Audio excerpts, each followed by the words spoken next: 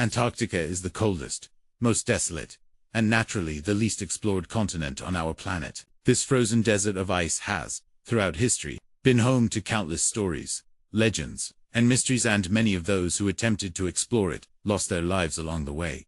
Today, the existence of Antarctica is no longer the mystery it once was. It lies there at the bottom of the world, seemingly waiting for those who wish to discover it. And yet, in another sense, it does not allow itself to be explored. You cannot simply go there freely, even waving your arms and walking in. But why? Why do all countries try to keep this place where there appears to be nothing but ice hidden away like a secret mine? Or could it be that behind all of this lie certain truths that they do not want anyone to know, except for a specific unknown group? Today, we will journey together to the frozen glaciers of our planet and attempt to unravel and understand the legends told about Antarctica and the realities hidden behind them. By the end of this journey, many questions in your mind will find answers, while at the same time, new mysteries waiting to be solved will emerge. Welcome to Uncovering the Truth. We begin in the year 100 AD, with an extraordinarily important Greek scholar, Claudius Ptolemy, whom you may also know as Ptolemy, or Bat. He was an exceptionally talented individual, regarded as an astronomer, mathematician, geographer, astrologer, and philosopher. Ptolemy satisfied his thirst for knowledge among the ancient scrolls of the famous Library of Alexandria, which at the time was the center of knowledge in the world. He spent much of his life there, in the pursuit of science, and left behind a vast legacy of knowledge across many fields. There is a claim that he was the first person in history to suggest the existence of a great landmass in the far south of the world. In his work, Geographia, he referred to this continent as Terra Australis Incognita, the unknown southern land.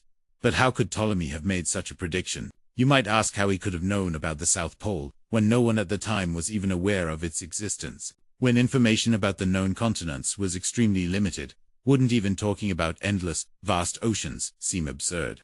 In fact, Ptolemy's remarkable claim was not a baseless myth, it was rooted in science.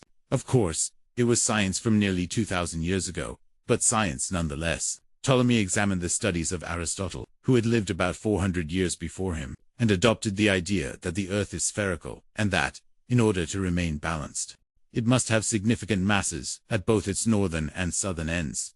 Aristotle himself deserves recognition for his insight, without knowing that space was a vacuum, or that the Earth was suspended, rather than resting on a flat surface. He made an impressively accurate assumption. About 200 years after Aristotle, Eratosthenes and Hipparchus calculated the Earth's size and circumference with remarkable precision, and presented their findings to humanity.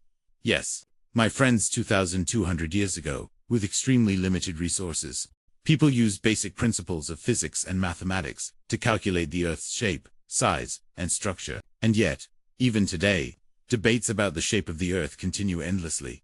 Thanks to the accumulated knowledge of scientists, Ptolemy observed that most of the known continents were located in the northern hemisphere, and therefore argued that a massive landmass must also exist in the south. He called this the theory of balance. This idea was also relatively widespread in ancient Greece. According to this theory, a great landmass surrounded all the seas of the world, meaning that the seas were actually inland waters contained within this land. For this reason, Ptolemy believed that beyond the vast oceans at the point where they ended there had to be land. Even today, people who claim that the Earth is flat and that there is a giant wall at the poles echo this type of thinking. Ptolemy's mysterious idea of the unknown southern lands transformed into a legend and a goal over the centuries. European sailors, in particular, competed fiercely to be the first to discover this icy continent. With the advancement of maritime technology over the next 1,300 years, the age of exploration began. Brave and fearless sailors set out across the endless seas, determined to uncover these unknown frozen lands.